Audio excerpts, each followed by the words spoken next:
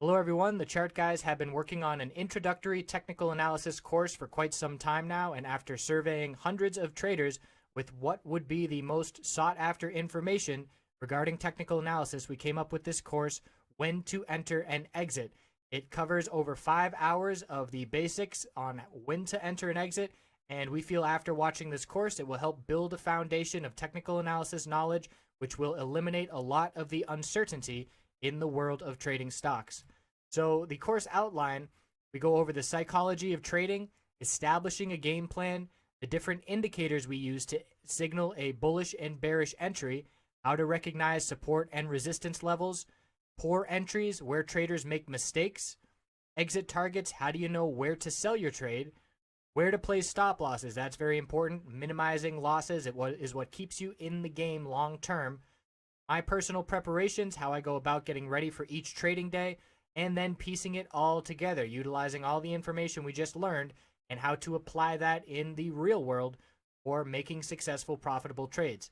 As a bonus, we also include a lot of information on finding entries and exits utilizing patterns, and you can find these patterns on every time frame on pretty much any stock and commodity trading, and certainly being able to recognize those patterns can give you an edge as well. So we hope you will check this out. Again, it's an introductory level course. So if you are new to technical analysis and trying to get a firm grasp on things and feeling a little bit overwhelmed, then this course is for you. I hope you check it out. Appreciate you watching.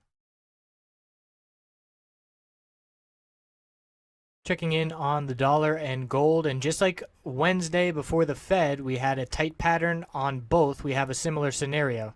So here's a perfect example on the dollar, the hourly chart, where previous resistance is acting as support. So the previous high back here, we hit 102.62, consolidated, lower high, and then a bull break. So 102.62, I drew my support line there. And look at the low of this consolidation, 102.62 to the penny bouncing off that area.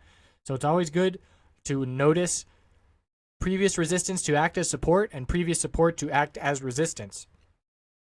So now we have a downtrend line to be watching because we formed a lower high on the hourly time frame, and we can see a clear tightening range where we're either going to get a bull break back to the recent high or a bear break below 102.62, leading to further downside and to test some previous support levels. And looking at gold, it's a pretty similar pattern where we have our higher low and our lower high, a tightening range, and we are within those levels, and we should see a break Monday morning depending on how tight we get over Sunday night.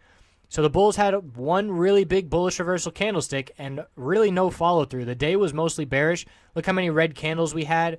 3, 6, 9, 10 red candles here. I guess that's a green one. So 10 red and 2 green with the big green one there. So a quick bull trade to be had, but certainly did not last long. Bulls need to see a break of the high of this candlestick, 1141.15. And then back here, the first bounce attempt, that high was 1144.53. Breaking that level would indicate that this short-term bounce has some strength behind it, and the bulls are in control. Looking at the hourly time frame to see what the shape of the candlestick was here on Friday.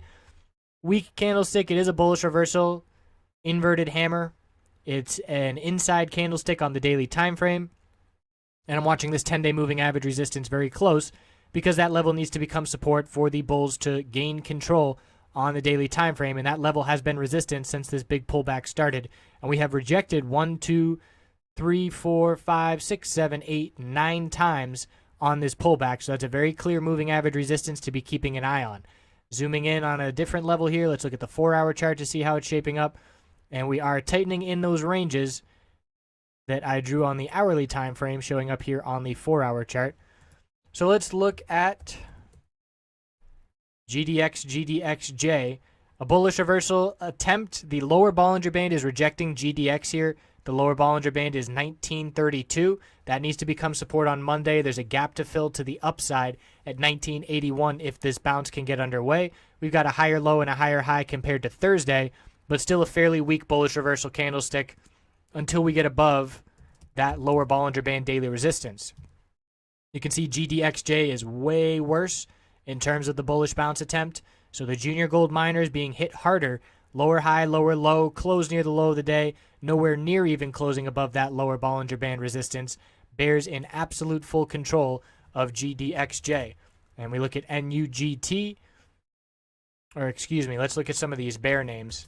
JDST, Still in breakout mode, higher lows, higher highs, riding the upper Bollinger Band. Bulls in absolute full control. Good looking daily chart for the breakout bulls, and dust very similar, but not as strong. You can see a lower high and a lower low. Still normal and healthy for the bulls, still in breakout mode. But if you could choose to be in one or the other, you would clearly want to be in JDST if you are bullish. So we'll see how it plays out heading into Monday. We know gold is due for an oversold bounce, but at this point, in order to turn around the trend to go bullish on gold, seeing how much downside we've seen here, and let's look at it on the daily time frame. We have not seen 2 green days in a row since this pullback started in just about a month now at this point. So if we turn the 10-day moving average into support, then we'll start looking for the trend to change in the short term. But as of right now, every bounce attempt has been very short-lived. So I hope you have a great rest of your weekend. We'll check back in on Monday. See you soon.